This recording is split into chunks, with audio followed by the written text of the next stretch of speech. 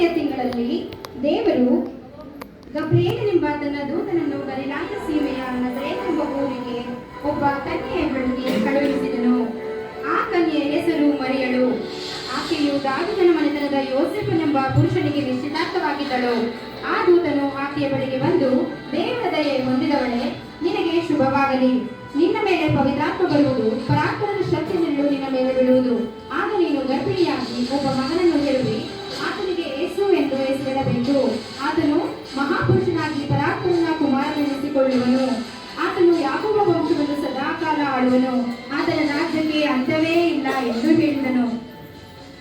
ಇದನ್ನು ಅಂಗೀಕರಿಸಿದ ಮರಿಯಳು ಧನ್ಯಳೆಂದು ಭಾವಿಸಿ ದೇವರಿಗೆ ಕೃತಜ್ಞತಾಸ್ತುತಿಯನ್ನು ಸಲ್ಲಿಸಿದಳು.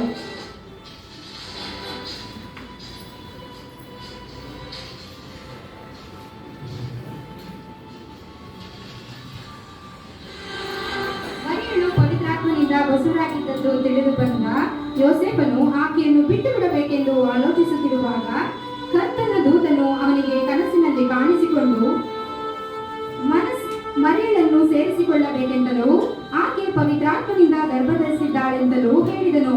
ಹಾಗೂ ಆಕೆ ಒಬ್ಬ ಮಗನನ್ನು ಹಡೆಯುವಳು, ಅವನಿಗೆ ಯೇಸು ಎಂದು ಹೆಸರಿಡಬೇಕೆಂತಲೂ ಆತನು ಜನರನ್ನು ಪಾಪಗಳಿಂದ ಬಿಡಿಸಿ ಕಾಯುವನು ಅಂದನು. ನಂತರ ಯೋಸೇಫನು ಆಕೆಯನ್ನು ಸೇರಿಸಿಕೊಳ್ಳಲು ಒಪ್ಪಿಕೊಂಡನು.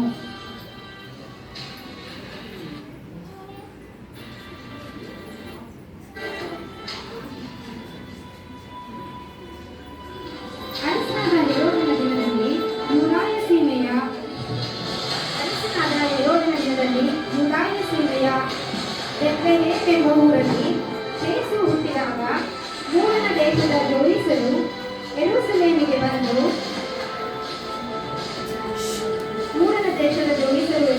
ಬಂದು ಯೆಹೂದ್ಯರ ಅರಸನಾಗಿ ಹುಟ್ಟಿದವನು ಎಲ್ಲಿದ್ದಾನೆ? ಆತನನ್ನು ಸೂಚಿಸುವ ನಕ್ಷತ್ರವನ್ನು ನಾವು ಮೂರನ ದೇಶದಲ್ಲಿ ಕಂಡು ಆತನಿಗೆ ಅಡ್ಡ ಬೀಳುವುದಕ್ಕೆ ಬಂದೆವು ಅಂದರು. ಇದನ್ನು ಕೇಳಿ ಅರಸನಾದ ಹೆರೋದನು ಅವನು ಕೂಡ ಯೆರೂಸಲೇಮಿನವರೆಲ್ಲರೂ ಕಳವಳಪಟ್ಟರು. ಆ ನಕ್ಷತ್ರವನ್ನು ಕಾಣಿಸಿದ ಕಾಲವನ್ನು ನನಗೆ ತಿಳಿಸಿರಿ, ನಾನು ಬಂದು ಆತನಿಗೆ ಅಡ್ಡ ಬೀಳಬೇಕು ಎಂದು ಅವರನ್ನು ಬೆತ್ಲೆಹೇಮಿಗೆ ಕಳುಹಿಸಿದನು.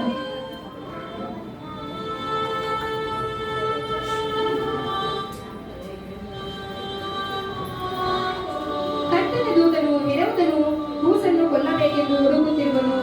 ನೀನು ಎದ್ದು ಐಗುಪ್ತ ದೇಶಕ್ಕೆ ಕರೆದುಕೊಂಡು ಹೋಗು ಎಂದು ಗಬ್ರಿಯೇಲ ಎಂಬ ದೇವದೂತನು ಯೋಸೇಫನಿಗೆ ಆಜ್ಞೆ ತಿಳಿಸಿದನು. ಮೂರನ ದೇಶದಲ್ಲಿ ಕಂಡ ನಕ್ಷತ್ರವು ಇದ್ದ ಸ್ಥಳವನ್ನು ಕಂಡ ಜೋಯಿಸರು ಅತ್ಯಂತ ಸಂತೋಷಪಟ್ಟು ತಾಯಿಯ ಮರಿಯಳ ಬಳಿಯಲ್ಲಿದ್ದ ಆ ಕೂಸನ್ನು ಬಂದು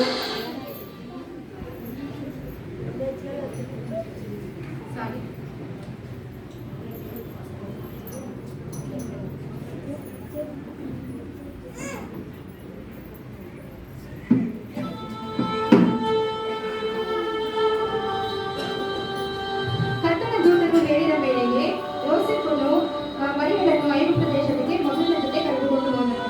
ಮೂರನ ದೇಶದಲ್ಲಿ ಕಂಡ ಆ ನಕ್ಷತ್ರವು ಇದ್ದ ಸ್ಥಳವನ್ನು ಕಂಡ ಜೋಯಿಸರು ಅತ್ಯಂತ ಸಂತೋಷಪಟ್ಟು ತಾಯಿಯರ ಮರಿಯಳ ಬಳಿಯಿದ್ದ ಆ ಕೂಸನ್ನು ಕಂಡು ಅದಕ್ಕೆ ಸಾಷ್ಟಾಂಗ ನಮಸ್ಕಾರ ಮಾಡಿ ತಮ್ಮ ಗಂಟುಗಳನ್ನು ಬಿಚ್ಚಿ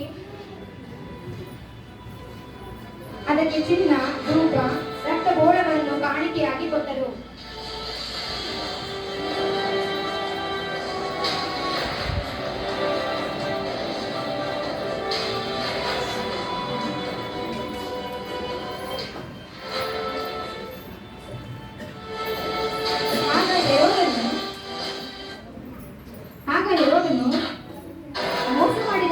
ಜೋಯಿಸರು ತನಗೆ ಮೋಸ ಮಾಡಿದರೆಂದು ತಿಳಿದು ಬಹಳ ಸಿಟ್ಟಾಗಿ